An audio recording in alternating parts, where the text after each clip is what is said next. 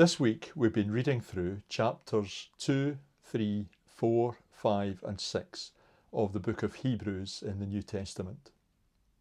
There's a lot here that's uncertain. We start with its authorship. Nobody's quite sure who it was that wrote the book. And secondly, we're not certain at all as to when it was written. However, it appears to be written to a group of Hebrew Christians.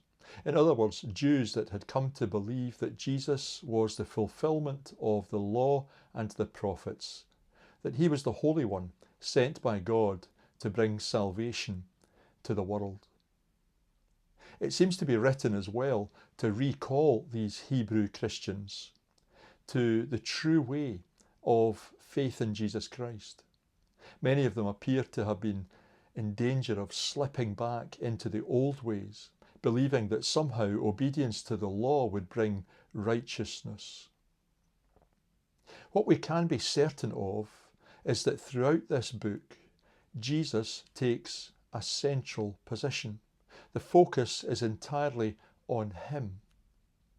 In chapter 1, he's described as being greater than the prophets of old. As we go on through the chapters we've read this week, we hear him described as being superior to the angels, as being greater than Moses, greater than the priesthood of old, that his sacrifice on the cross was far more effective than the sacrifice of any animals in the old temple system. And what we see described towards the end of chapter 4 really brings into focus the importance of Jesus coming and what he was to achieve through his life and ministry. Reading from verse 14, it says, "Since we have a great high priest who has ascended into heaven, Jesus the Son of God, let us hold firmly to the faith we profess. For we do not have a high priest who is unable to empathize with our weaknesses, but we have one who has been tempted in every way, just as we are, yet he did not sin.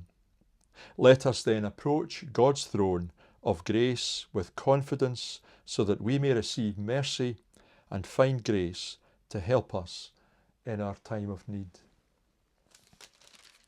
And then later on at the end of chapter 6, there's a couple of verses which will be recognised by anyone who's been involved with the great organisation of the Boys' Brigade over the years.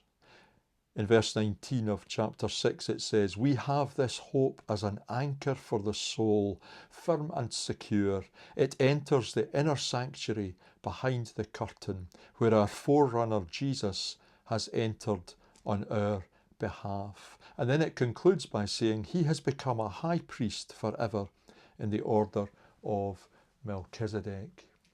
Well, Melchizedek is a bit of a mysterious character. A kingly priest, the king of Salem in Genesis chapter 14, who was also a priest and who came to bring bread and wine to refresh Abraham on his journey. Abraham gave him a tithe of all he had. Jesus is a priest in the order of Melchizedek. Jesus is the one who is the bread and the wine, who gave his body and his blood on the cross. You see, the emphasis here is very much on Jesus being a fulfillment of all that went before in the promises of God. It's important for us not to slip back into that thinking that many here in the book of Hebrews seem to be in danger of. Somehow to believe that we can work our way to God, that we can work our way into his good books, that he will accept if we manage to do more good deeds than bad deeds in our lives, and that he'll welcome us into heaven. Well, there's nothing wrong with doing good. That would be something that we would all want to do, but it doesn't help us to climb the ladder to God. Only Jesus can do that. And that's why the emphasis in these chapters is very firmly on him. May you be blessed as you continue to read through this book of Hebrews in this next couple of weeks.